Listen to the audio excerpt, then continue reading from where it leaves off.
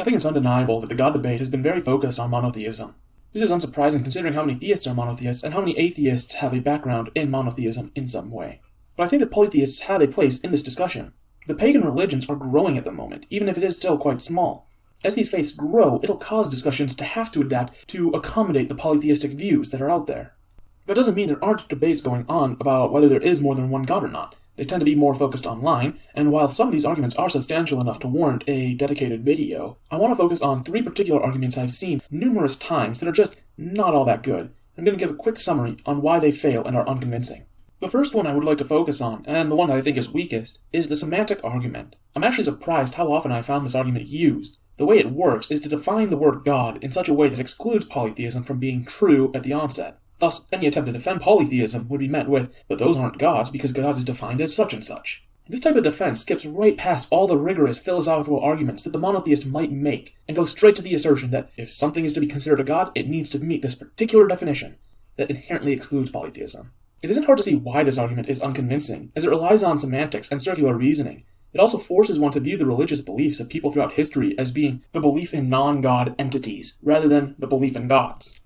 The next argument, and one that I've seen used much more often, is ultimately an argument from the identity of indiscernibles.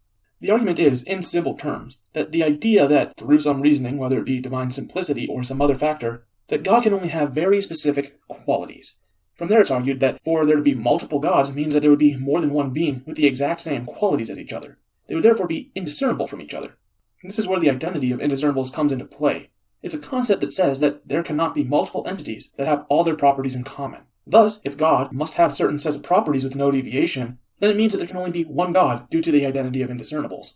This might seem like a good argument, but there's a key flaw to it. Namely, the identity of indiscernibles isn't actually true. The philosopher Max Black actually was able to show the flaws of this idea decades ago by imagining a symmetrical universe within which there were 2 spheres. The philosopher Dr. Bowers has a decent video going over this, which I will link in the description below. He does a much better job going over this and why the identity of indiscernibles just isn't true than I could ever do. While this argument is flawed, there are similar arguments out there that have been used by apologists that do deserve their own video to address. But those arguments don't rely on the identity of indiscernibles, but they rely on how the different gods might relate to each other. The last bad, yet common, argument against polytheism is to appeal to Occam's razor and say that there's just one God. Occam's razor posits that, all else being equal, explanations that posit fewer entities or fewer kinds of entities are to be preferred to explanations that posit more. From this, it is argued that one God provides the explanatory power of multitude of gods, and thus monotheism should be preferred. The issue is that this tends to ignore the part of Occam's razor that says, all else being equal. There is another concept called synaptic simplicity. This concept says, in very basic terms, that we should prefer explanations with the least amount of baggage. We can look into physics for an example of this. There's an idea out there that there exists a single electron in the universe, and that moves forward and backwards through time. From this, it allows us to explain every observed electron and positron in the universe just by positing a single electron exists. Now, if all we cared about was the minimizing of number of entities, this idea should be preferred under Occam's razor, as it posits not only a fewer amount of electrons, but it also means that there's just one particle that explains both electrons and positron. Yet this isn't actually a widely accepted idea. It's because the baggage that comes with it is so great that it's actually simpler to just posit that there are many electrons and many positrons within the universe. Another analogy that might be easier to imagine is this. Imagine you're sitting in your office and you hear somebody walk by while playing music. A little later you hear somebody stumble by your office while listening to a podcast.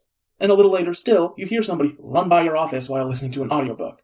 Here's the question. How many different people walked by your office? While it's entirely possible to say there was just one person, that isn't actually the simplest explanation. Most people would conclude that 3 people walked by, and they are right to do so. So the question must be asked, is one God actually the simplest explanation? According to John Michael Greer in his book, A World Full of Gods, the answer is no.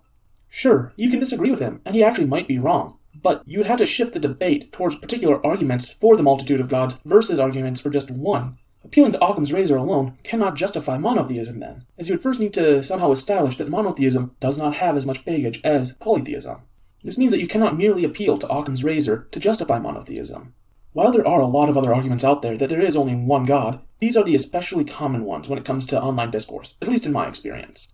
I think it's important for the monotheists to shift to better arguments for there being just one God, especially since polytheism is probably going to grow more and more popular in the future with the increase in pagans in the world. And as the level of discourse improves, we will be able to work together to get closer to the truth.